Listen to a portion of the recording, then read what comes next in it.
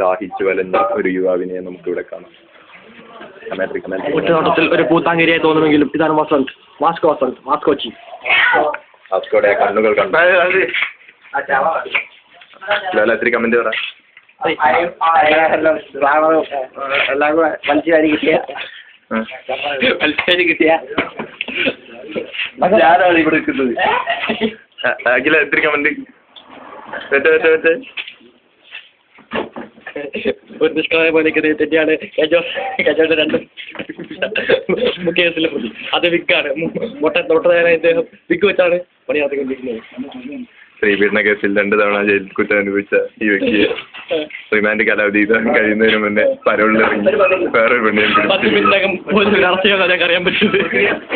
ഈ വ്യക്തി വളരെ മാന്യനെന്ന് തെറ്റിദ്ധരിപ്പിക്കുമെങ്കിലും കള്ളനും പോക്കറ്റടിക്കാരനുമാണ്.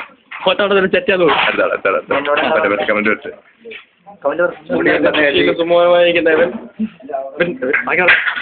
തൃശ്ശൂരിനെ